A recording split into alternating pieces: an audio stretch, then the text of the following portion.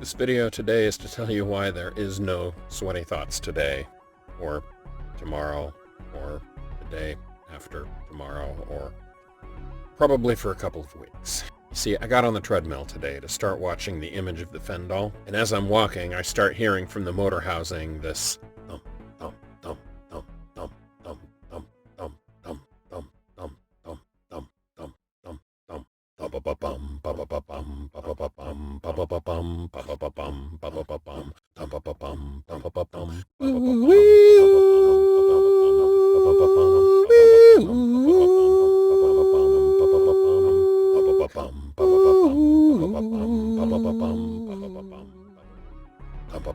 So, as you can imagine, I hit stop on the treadmill. It's my considered experience that when a motor starts making a noise that it didn't used to make, that's usually a bad thing, and not paying attention to that will turn it into an even worse thing. So I thought, well, that's okay. Let's check this out and see what's going on. Hopefully it'll be something minor. I can fix it. We'll be on our way. To get at the motor housing required taking off a couple of screws. No problem. Go to the toolbox, grab a screwdriver, remove the 3 obvious screws from the housing. Won't lift up. Find the 2 more screws that I missed. Won't lift up. Do some more digging around, discover there are 2 more screws from the opposite side that are so deeply reset that my longest Phillips screwdriver won't reach them. So, I run up the street, go to the Ace Hardware store, pick up a 6-inch Phillips screwdriver, put it in there, and discover the number 2 head is too thick for the screws that are deeply recessed. I need a 6-inch number 1 Phillips screwdriver, which Ace Hardware does not have, so I run down to Lowe's, which they do not have. Apparently, for longer shafts on a Phillips screwdriver, it's presumed that the screw is going to be a progressively larger and larger screw. That makes sense. The treadmill designers used a fine-headed screw in a very deeply recessed socket, and in a very narrow hole that a standard extension arm from a ratchet could not access where the screw was. So it took me a few more hours to eventually get at those screws and get the motor housing open. That's just to begin to be able to troubleshoot the problem.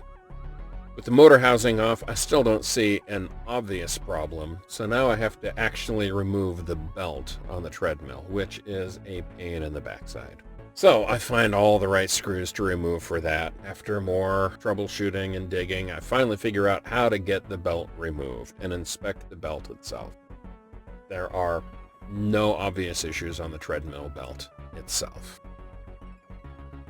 So now I have to power up the machine again without the treadmill belt in place to see if I can identify the problem. It's still making the thumping sound, and that's when I finally found this.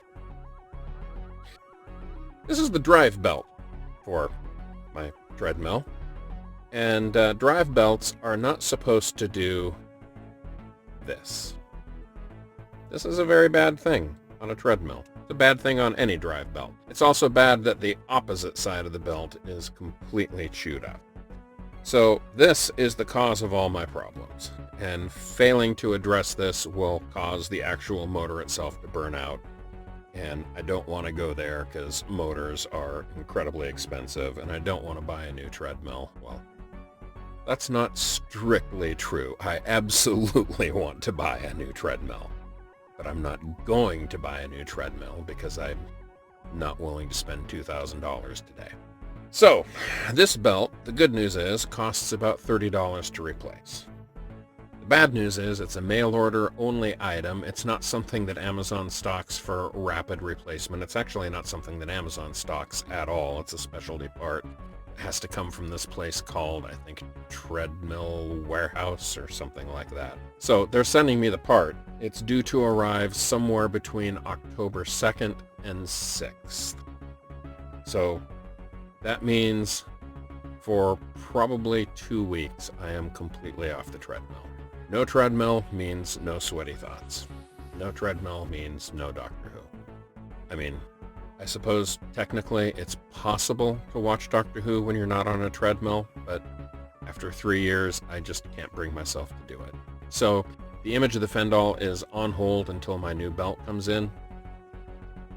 And once I have my treadmill repaired, then I will be back in business. So I just wanted to throw up this video to let you know what's going on so that all of you, my dear, precious imaginary viewers, are not concerned when I stop posting all of a sudden, because I'm fine. I'm healthy. Everyone in the family is healthy, for various definitions of the word healthy, but nobody is deathly ill. I'm fine. I'll be fine. My treadmill will be fine. And I will get back at the sweaty thoughts as soon as I possibly can. Hopefully the belt will come in faster than I expect. But otherwise, I will see you again sometime in October. Stay safe.